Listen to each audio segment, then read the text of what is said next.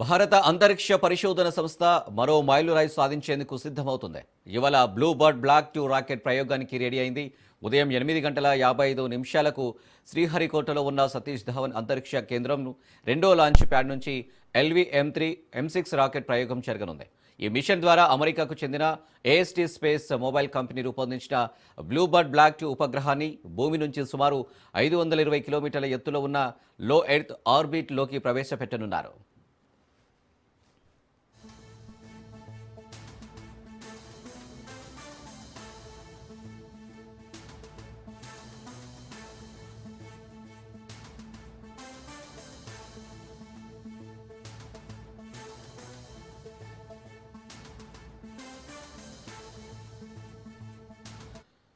ఈ ప్రయోగానికి సంబంధించి నిన్న కౌంటౌన్ ప్రారంభమైంది. ఇస్రో బాహుబలిగా పిలిచే LV-M3 రాకెట్ ద్వారా సుమారు 6100 కిలోగ్రాముల బరువున్న ఈ ఉపగ్రహాన్ని పంపనున్నారు. ఇది ఇస్రో చరిత్రలో LV-M3 ద్వారా లో ఎర్త్ ఆర్బిట్లోకి పంపుతున్న అతి భారీ వాణిజ్య ఉపగ్రహం కావడం విశేషం. ప్రయోగం ప్రారంభమైన 15 నిమిషాల 7 సెకండ్ల తర్వాత ఉపగ్రహం రాకెట్ నుంచి విడిపోనుంది. ఈ ప్రయోగానికి వాతావరణం అత్యంత అనుకూలంగా ఉంది.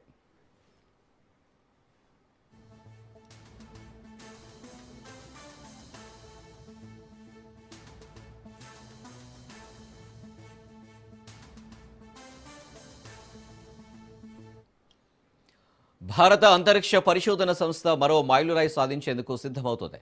ఇవాళ బ్లూ బర్డ్ బ్లాక్ 2 రాకెట్ ప్రయోగానికి రెడీ అయింది. ఉదయం 8:55 శ్రీహరికోటలో ఉన్న సతీష్ ధవన్ అంతరిక్ష కేంద్రం రెండో లాంచ్ ప్యాడ్ నుంచి LV-M3 M6 రాకెట్ ప్రయోగం జరగనుంది. ఈ మిషన్ ద్వారా అమెరికాకు చెందిన AST స్పేస్ మొబైల్ కంపెనీ రూపొందించిన బ్లూ బర్డ్ బ్లాక్ 2 ఉపగ్రహాన్ని భూమి నుంచి సుమారు 520 కిలోమీటర్ల ఎత్తులో ఉన్న లో ఎర్త్ ఆర్బిట్లోకి ప్రవేశపెట్టనున్నారు.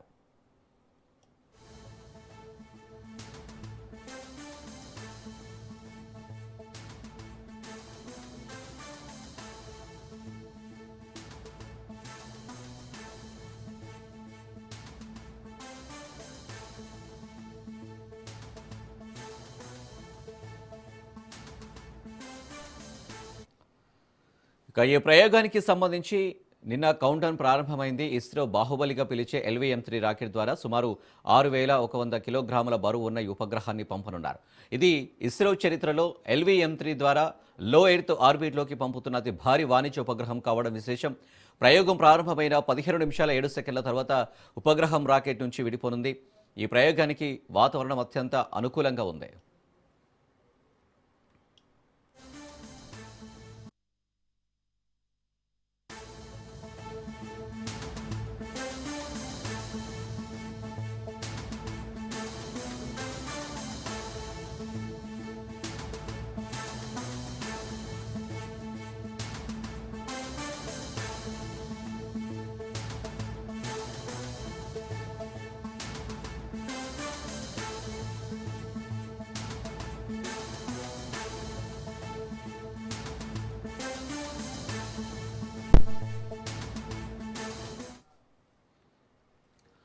వైసీపీ అధినేత జగన్ సొంత నియోజకవర్గంలోని పులివెందులలో పర్యటిస్తున్నారు. 3 రోజుల పర్యటనలో భాగంగా ఇవాళ ఇడుపులపాయలో పర్యటించనున్నారు. క్రిస్మస్ వేడుకల్లో జగన్ పాల్గొననున్నారు. ప్రత్యేక ప్రార్థనల్లో కుటుంబ సభ్యులతో పాటు పలువురు పార్టీ నేతలు పాల్గొననున్నారు. అనంతరం వైసీపీ శ్రేణులతో భేటీ కానున్నారు.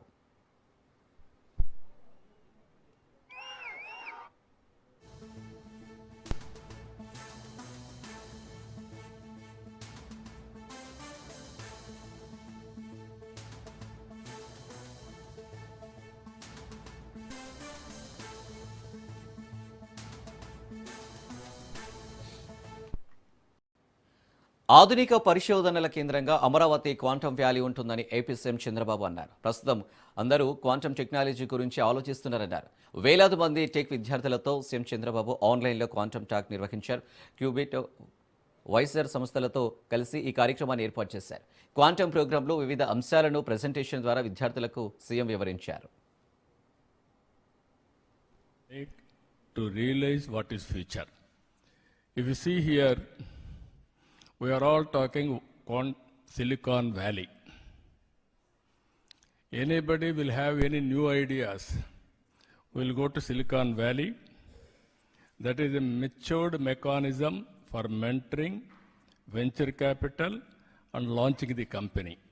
That is how everybody is going to Silicon Valley for launching and also their future. Now I am talking Quantum Valley. This is where Silicon Valley to Quantum Valley. Now anybody wanted to launch any knowledge companies or any technologies, they have to come to Amaravati. It is going to happen. That is how we are going to build in future. BRS అధినేత వ్యాఖ్యలపై deputy CM Bhatti strong counter ఇచ్చారు. కేసీఆర్ పదే పదే కాంగ్రెస్ నాయకులపై తోలు తీస్తానంటూ దిగజారుడు మాటలు మాట్లాడుతున్నారని మండిపడ్డారు. కేసీఆర్లా మాట్లాడలేం, ప్రజలే మీకు తగిన బుద్ధి చెబుతారన్నారు. తోలు తీసే ఉద్యోగం నువ్వెప్పుడు తీసుకున్నావంటూ సెటరికల్ వ్యాఖ్యలు చేశారు. అసెంబ్లీకి రావడానికి భయపడుతున్న కేసీఆర్ ప్రతిపక్ష నాయకుడిలా శాసనసభలో ప్రజల సమస్యలపై మాట్లాడాలని డిప్యూటీ సీఎం భట్టి విక్రమార్క కోరారు.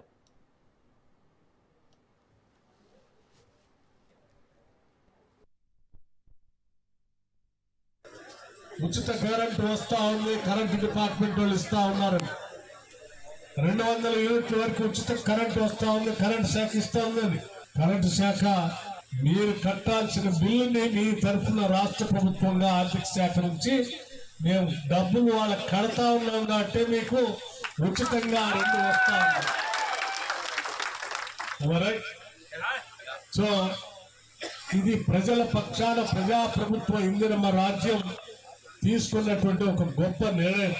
ఈరోజు రాష్ట్ర వ్యాప్తంగా జరిగినటువంటి పంచాయతీ ఎన్నికల్లో మీరు చూసి ఉంటారు. 97 శాసనసభ నియోజకవర్గాల్లో 94 శాసనసభ నియోజకవర్గాల్లో ఎన్నికలు జరిగితే ఈరోజు 84-85 శాసనసభ నియోజకవర్గాల్లో కాంగ్రెస్ పార్టీ ఆధిక్యతను సాధించి భారీ మెజార్టీతో రాష్ట్ర ప్రజలు కాంగ్రెస్ పార్టీని ఆశీర్వదించారు. బీఆర్ఎస్ పై మంత్రి ఉత్తమ్ కుమార్ తీవ్ర విమర్శలు చేశారు. ఎవరికి ఏం తెలియదన్నట్లుగా బీఆర్ఎస్ వారు మాట్లాడుతున్నారన్నారు.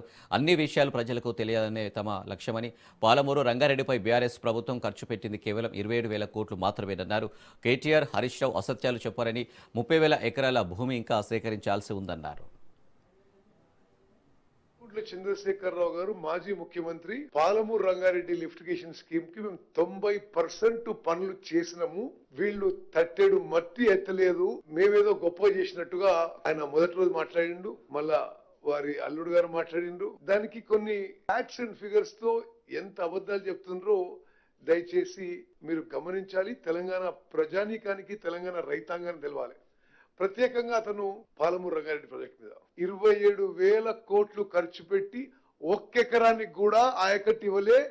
వాళ్ళు చేసిందల్లా ఒక్క పంపు ఆన్ చేసి కొన్ని గంటల కోసం ఆన్ చేసి మళ్ళీ బంద్ చేశారు. వాళ్ళ టైంలోనే వాళ్ళు సెంట్రల్ వాటర్ కమిషన్ కి సబ్మిట్ చేసిన పాలమూరు రంగారెడ్డి లిఫ్టిగేషన్ స్కీమ్ కి డీటెయిల్ ప్రాజెక్ట్ రిపోర్ట్ లో ప్రాజెక్ట్ కాస్ట్ 55,086 కోట్లని చెప్పడం జరిగింది.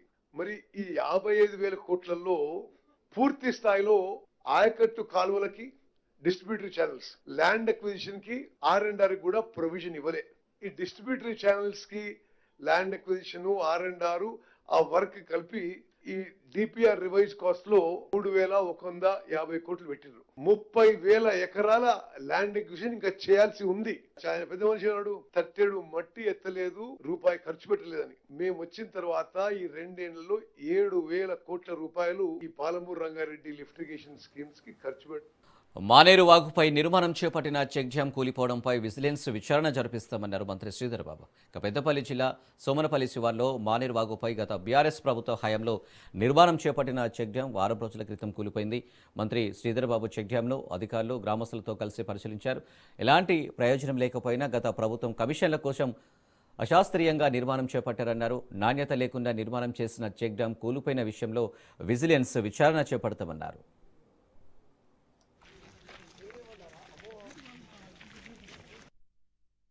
ఓ ప్రక్కన మంతిని మండలం, ఇంకో ప్రక్కన మల్హార్రావు మండలానికి సంబంధించి మానేరు వాగుపై, మానేరు నదిపై నిర్మించిన ఈ చెక్ డ్యాం సంబంధించిన అంశం మరి ఇక్కడ కూలిపోవటం అందరు కూడా ప్రత్యక్షంగా చూసింది. కూలిపోయిన అంశానికి సంబంధించి నిన్ననే మా సహచార గౌరవ మంత్రివర్యులు ఉత్తమ్ కుమార్ రెడ్డి గారు కూడా స్పష్టంగా దీనికి సంబంధించి ఏ విధంగా అయింది, ఎందుకయింది అని కారణాలు తెలుసుకోవాలి, అశాస్త్రీయంగా కట్టిండ్రు అని స్పష్టంగా ఆనాడున్న ప్రభుత్వాన్ని మేము ప్రశ్నించడం జరిగింది, డిమాండ్ చేయడం జరిగింది. దీనిపైన ఖచ్చితంగా కూడా విచారణ జరపాలని ఆ రోజు కోరుతున్నాం. దాని ఫలితమే ఈ రోజు ఇక్కడ కనబడతా ఉన్నాయి. నాణ్యత లేకుండా చెక్ డ్యాముల నిర్మాణాలు ఎవరి ప్రమేయంతో, ఎవరి గురించి, ఎవరి ప్రోద్బలంతో, ఎవరి సహకారంతో, ఏ మాఫియాకు తోడ్పడాలని ఆలోచన చేసి కట్టినరో స్పష్టంగా అన్ని విషయాలు తప్పకుండా బయటకు వస్తాయి. ఉన్న మా ప్రభుత్వం, ముఖ్యమంత్రి గారు కానీ, మా నీటి పారుదల శాఖకు సంబంధించిన మంత్రి గారు కానీ స్పష్టంగా కూడా మీరేమో భూపాతాళం అంటున్నారు, మీరు ఆకాశంలో ఉన్న తీసుకో కింద పైకి పెట్టి అందరినీ కూడా తీసుకొస్తారు. ఎవరు దీంట్లో రాజీ పడే కక్కుర్తి పడే అవసరం కూడా లేదు. ఎవరికి నిష్పక్షపాతంగా విచారణ జరిపించి దీనికి అసలు కారణం ఏందని, ఆ కారణానికి సంబంధించిన అనేక అంశాలు కారణం తెలియకుండానే వచ్చి కొంతమంది మాట్లాడిపోతా ఉన్నారు. వారికి ఉన్న అనుమానాలు నివృత్తులు చేసుకోవాలంటే ఎవరు ఏ పాత్ర ఉందో అవన్నిటిని కూడా బయటకు వస్తాయి. సాగునీటి ప్రాజెక్టుల విషయంలో కేసీఆర్ లేవనెత్తిన ప్రశ్నలకు సమాధానం చెప్పే సత్తా ప్రభుత్వానికి లేదన్నారు కేటీఆర్. పాలమూరు రంగారెడ్డి ఎత్తిపోతల పథకాన్ని గత బీఆర్ఎస్ ప్రభుత్వం 90% పూర్తి చేస్తే మిగిలిన 10% పనులను కూడా ఈ ప్రభుత్వం పూర్తి చేయలేదని విమర్శించారు. ప్రజల్లో ఉన్న వ్యతిరేకతను చూసి భయంతో ప్రభుత్వం ఎన్నికలకు వెళ్లడం లేదని, నామినేటెడ్ పద్ధతిలో పదవులను భర్తీ చేస్తూ కాలక్షేపం చేస్తుందని కేటీఆర్ ఆరోపించారు. ఎన్నికల నుంచి కాంగ్రెస్ ఎన్ని రోజులు తప్పించుకున్నా ప్రజాక్షేత్రంలో ఆ పార్టీని నిలదీయడం ఖాయమని కేటీఆర్ స్పష్టం చేశారు. ముఖ్యమంత్రిని మాత్రం నేను జీవితంలో చూడలే. ఏం మాటలు అవి, ఎంత వెకిలి వేషాలు. ఎవరైనా ఒకసారి ఆలోచన చేయండి. ఏమయ్యా ముఖ్యమంత్రి గారు, 4000 రూపాయల పెన్షన్ ఏమైందంటే ఏమంటాడు, నీ గుడ్లు వీకి గోటీలాడతా. మరి మా ఆడబిడ్డలు ఏమైనా 2500 అంటే నీ పేగులు తీసి మెడలు వేసుకుంటా. ఏమైందా ముఖ్యమంత్రి, అమలు చేస్తలో 6 గ్యారంటీలు అంటే నన్ను ఢిల్లీకి పోతే చెప్పులు ఎత్తుకపోతానేమని దొంగ లెక్క చూస్తున్నారు. ఇక ఈయన మన ముఖ్యమంత్రి మన కర్మానికి. లంకె బిందెలు ఉంటాయనుకొని సెక్రటేరియట్కి వచ్చిందంట. వెనకటికి ఎవడో ముఖం బాగాలేకపోతే అద్దం బల్ల కొట్టిందంట. గట్లున్నది ఈయన కథ. ఎందుకు చెప్తున్నా ఈ మాట అంటే, ఒకటే దొంగ ప్రచారం నేర్చుకున్నారు కాంగ్రెస్ వాళ్ళంతా. కిందికేంచి మీద దాకా ఊళ్ళల్లో మొదలు పెడితే కాంగ్రెస్ వాడు ముఖ్యమంత్రి దాకా ఒకటే ప్రచారం. ఓ కేసీఆర్ అప్పులపాలు చేసిపోయింది, అప్పులపాలు చేసిపోయింది, అప్పులపాలు చేసి ఏడ అప్పులపాలు చేసిండు. కేసీఆర్ దిగిపోయిన నాడు ముఖ్యమంత్రిగా December 3, 2023 నాడు మొత్తం అప్పు తెలంగాణ రాష్ట్రం మీద 3,50,000 కోట్లు. మరి 3,50,000 కోట్లు మొత్తము అందులో 72 మాకు వారసత్వంగా విరాసత్గా ఇచ్చింది. తీసేస్తే ఎంత, 2,80,000 కోట్లు. మరి 2,80,000 కోట్ల అప్పును రేవంత్ రెడ్డి 8 లక్షల కోట్లు అంటాడు, బట్టి విక్రమార్క 7 లక్షల కోట్లు అంటాడు, ఇంకొక ఆయన 6 లక్షలు అంటాడు. వాళ్ళ నోటికి ఎంత వస్తే అంత. ఇలా కేంద్ర ప్రభుత్వం చెప్పే కాగి లెక్కలు నిజమా, ఈ సన్నాసులు చెప్పే కాకి లెక్కలు నిజమా, ఊరూర చర్చ పెట్టాల్సిన బాధ్యత మన మీద ఉన్నది. అవును, కేసీఆర్ అప్పు చేసిండు, 2,80,000 కోట్ల అప్పు చేసిండు. ఏం చేసిండు మరి అప్పు చేసి? 73,000 కోట్ల రూపాయలు రైతుల ఖాతాల్లో రైతు బంధు రూపంలో టింగు మన నాట్లేసే టైంకు పడ్డాయా లేవా కేసీఆర్ ఉన్నప్పుడు? 2 సార్లు రుణమాఫీ, 30,000 కోట్లతో రుణమాఫీ చేసిండు, 2 సార్లు లక్ష రూపాయలు. అట్లాగే 93,000 కోట్ల రూపాయలు పెట్టి కాళేశ్వరం ప్రాజెక్టు కట్టిండు, 27,000 కోట్ల రూపాయలు పెట్టి పాలమూరు రంగారెడ్డి ఎత్తిపోతల పథకం బ్రహ్మాండంగా 90% పూర్తి చేసిండు. అవును, అప్పు చేసిండు. 15 లక్షల మంది ఆడబిడ్డలకు కళ్యాణ లక్ష్మి పేరుతో, షాదీ ముబారక్ పేరుతో మేనమామలాగా పెళ్లి చేసిండు. అవును, అప్పు చేసిండు. 15 లక్షల తల్లులకు కేసీఆర్ కిట్ ఇచ్చిండు. నేను అడుగుతున్న రేవంత్ రెడ్డి, దమ్ముంటే చెప్పు, కేసీఆర్ గారు 2,80,000 కోట్ల అప్పు చేసి ప్రజలను ఒక తండ్రిలాగా కాపాడుకున్నాడు. నువ్వు వచ్చి 2 ఏళ్ల, కేసీఆర్ 10 ఏళ్లలో 2,80,000 కోట్ల అప్పు చేస్తే నువ్వు 2 ఏళ్లలో 2.5 లక్షల కోట్ల అప్పు చేసినావు. ఏం చేసినావు చెప్తావా? ఒక ఇటుక పెట్టినవా, ఒక కాలువ దవ్వినవా, ఒక చెరువు దవ్వినవా, ఒక మంచి పని చేసినవా, ఒక హామీ నిలబెట్టుకున్నావా? ఏం చేసినావు దయచేసి చెప్పు ప్రజలకు. శ్వేత పత్రాలు ప్రచురించి దమ్ముంటే చెప్పు. ఇవాళ ఎంతసేపు కేసులు పెడతా, పోలీసులను అడ్డం పెట్టుకొని బతుకుతా, ఎన్ని రోజులు తిరుగుతావు అట్లా? 2 ఏళ్ళు అయిపోయింది, నీ హనీమూన్ పీరియడ్ అయిపోయింది, ఇక అసలు కథ మొదలున్నది. అందుకే కేసీఆర్ గారు మొన్న చెప్పిండ్రు, నిన్నటి దాకా ఒక లెక్క, రేపటి నుంచి ఇంకో లెక్క. నల్లగొండ నుంచే కథన బేరి మోగిస్తాం. కృష్ణా జలాల్లో జరుగుతున్న అన్యాయం మీద నల్లగొండ నుంచే కేసీఆర్ గారు మరి యుద్ధం ప్రకటించబోతా ఉన్నారు.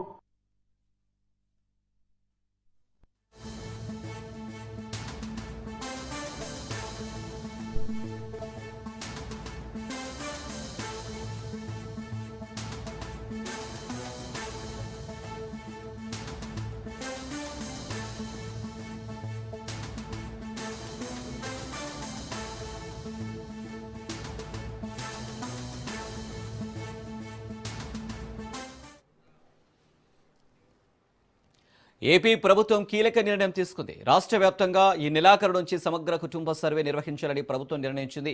ప్రత్యేక మొబైల్ యాప్ ద్వారా సమగ్ర సర్వే నిర్వహించనున్నారు. సంక్షేమ పథకాలు, ప్రభుత్వం అందించే ప్రయోజనాల అమలు కోసం సర్వే చేపట్టనున్నారు. ప్రతి కుటుంబ వివరాలను ప్రభుత్వం సేకరించనుంది.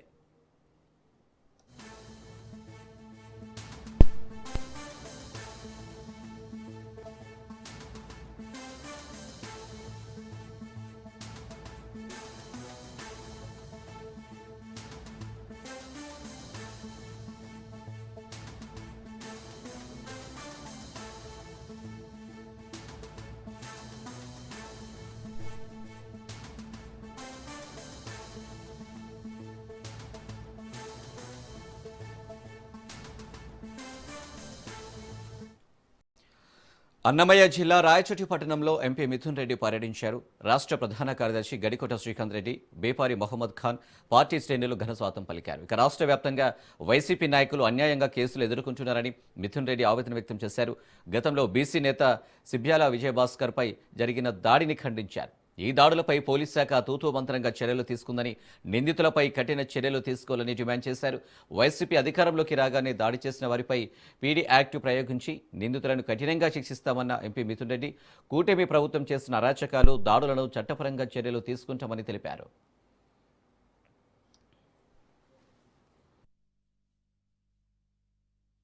పార్లమెంట్ సభ్యులు మిథున్ రెడ్డి గారు ఈరోజు రాయచోటి నియోజకవర్గానికి రావడం జరిగింది. మాకు నిజంగా అందరికీ కూడా ఒక పండగలాగా, ఒక సంతోషంగా ఉంది. ఈ రాష్ట్రానికి సంబంధించిన విషయాలు జగన్మోహన్ రెడ్డి గారి ఆదేశాలతో మిథున్ రెడ్డి గారు పార్లమెంట్లో ఈ ప్రాంత యొక్క ప్రయోజనాల కోసం, ఈ రాష్ట్ర ప్రయోజనాల కోసం ఎలా పోరాడుతున్నాడు అటువంటిది చిన్న వయసులో నిజంగా నాతో మాట్లాడిన ప్రతి ఒక్కరు కూడా ఎంతో గర్వంతో చెప్తుంటారు.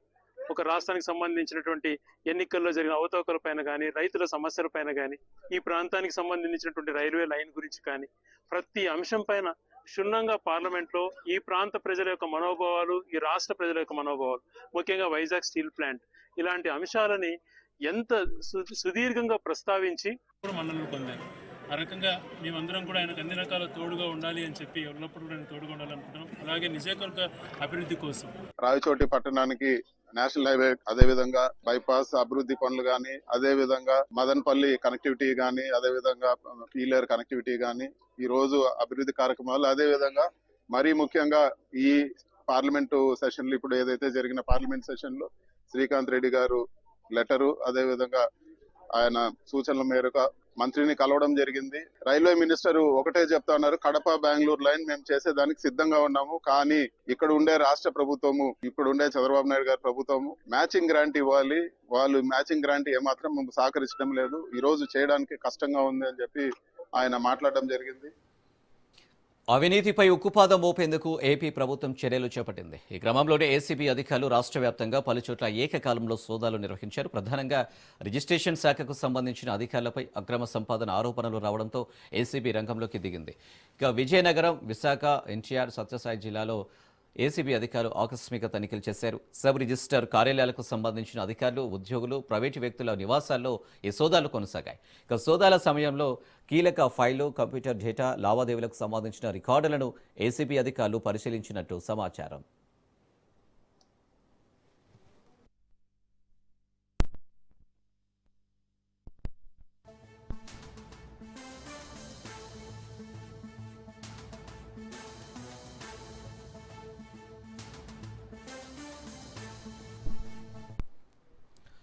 విజయనగరం జిల్లా భోగాపురం సబ్ రిజిస్టర్ కార్యాలయానికి చెందిన రామకృష్ణతో పాటు సహా ఉద్యోగులు, మరో ప్రైవేటు ఉద్యోగి నివాసాల్లో ఏసీబీ అధికారులు విస్తృతంగా తనిఖీలు చేపట్టారు. ఇక విశాఖలోని 4 ప్రాంతాల్లో సోదాలు కొనసాగాయి.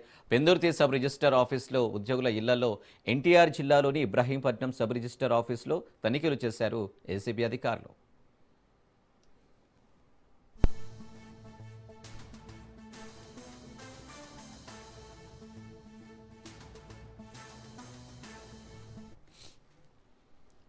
సత్యసాయి జిల్లాలోని చిలమత్తూరులో తనిఖీలు నిర్వహించారు. భూముల రిజిస్ట్రేషన్, స్టాంప్ డ్యూటీ, డాక్యుమెంట్లు నమోదు విషయంలో అక్రమ లావాదేవీలు జరిగినట్టు ప్రభుత్వానికి ఫిర్యాదులు వచ్చాయి. ఈ నేపథ్యంలోనే ఏసీబీ రైడ్స్ జరిగినట్లు తెలుస్తుంది. ఏసీబీ సోదాలతో రిజిస్ట్రేషన్ శాఖలో పనిచేసే అధికారుల్లో భయం నెలకొంది.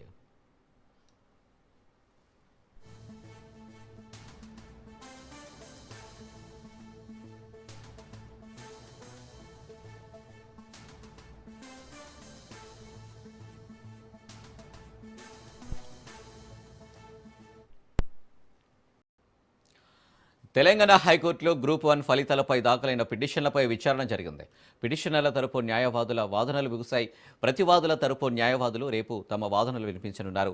ఈ నేపథ్యంలో హైకోర్టు తదుపరి విచారణను రేపటికి వాయిదా వేసింది. పరీక్షల్లో అవకతవకలు జరిగాయన్న కారణంగా మార్కుల తుది జాబితా, జనరల్ ర్యాంకింగ్ జాబితాల రద్దుతో పాటు తాజా పరీక్షలు నిర్వహించాలని సింగిల్ జడ్జి ఇచ్చిన తీర్పును సవాల్ చేస్తూ దాఖలైన అప్పీలపై హైకోర్టు విచారించింది.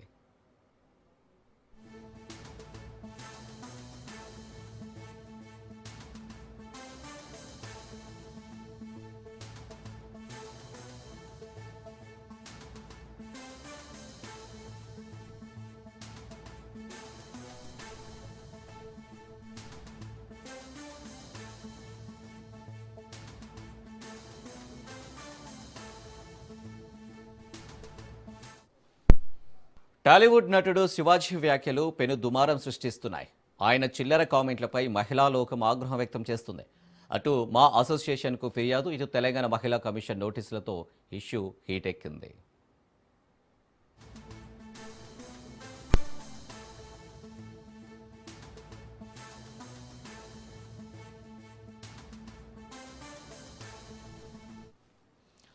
దండోర సినిమా ప్రీ రిలీజ్ ఈవెంట్లో హీరో శివాజీ చేసిన వ్యాఖ్యలు అగ్గిరాజేస్తున్నాయి. హీరోయిన్లు ఏ బట్టలు పడితే ఆ బట్టలు వేసుకొని పోతే దరిద్రం అనుభవించాల్సి వస్తుందన్నారు నటుడు శివాజీ. మీ అందం చీరలోనో నిండుగా కప్పుకునే బట్టల్లోనే ఉంటుంది తప్పితే సామాన్లు కనిపించే దానిలో ఏముంటుందని వెకిలి మాటలు మాట్లాడారు.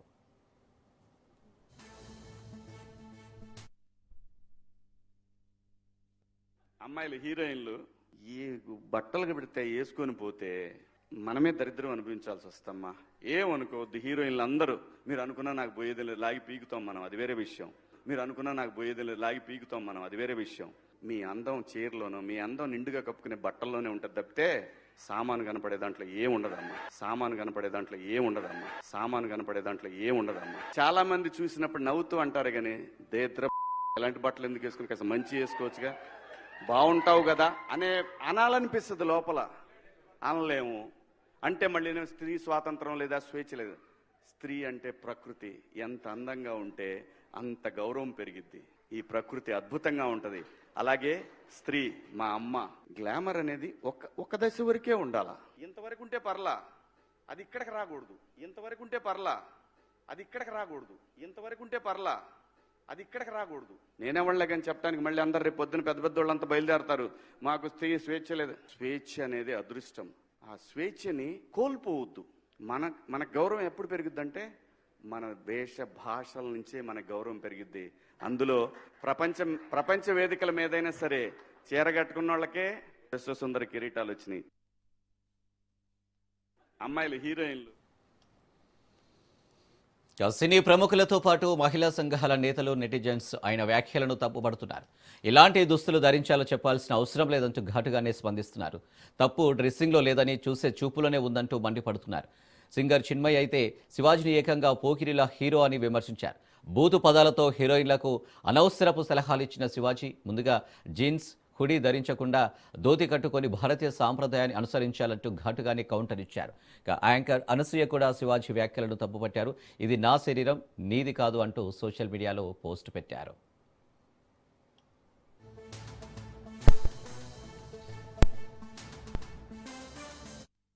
చాలా పర్సనల్ ఫ్యాషన్, ఎవరికి ఏది నప్పితే అది వేసుకోవాలి. ఆయన దృష్టిలో ఇన్సెక్యూరిటీ ఉన్నట్టుంది, ఆయన ఎలా కనిపిస్తాడు, అందుకే అలాంటి రెస్ట్రిక్షన్స్ అంతా ఉన్నట్టుంది. ఎవరి ఇష్టం వాళ్ళది.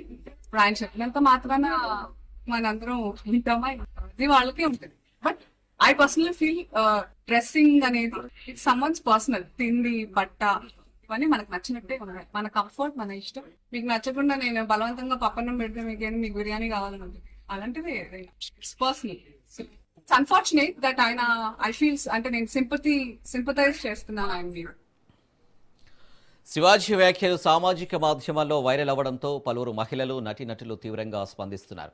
దుస్తుల పేరుతో మహిళలను ఒక చట్రంలో బిగించడం సరైనది కాదని మండిపడుతున్నారు. మంచు మనోజ్ ఎక్స్ వేదికగా పోస్టు పెట్టారు. శివాజీ పేరు ఎత్తకుండా ఆయన తరపున మహిళా లోకానికి క్షమాపణలు చెప్పారు.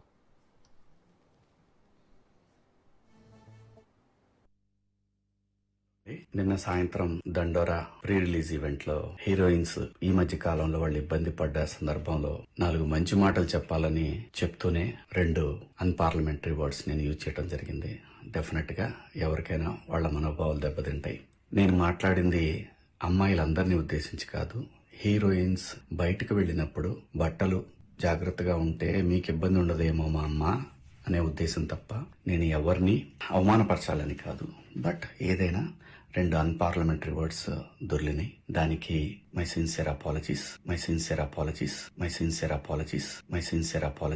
ఇవాళ సమాజంలో స్త్రీని ఎంత తక్కువగా చూస్తుంది.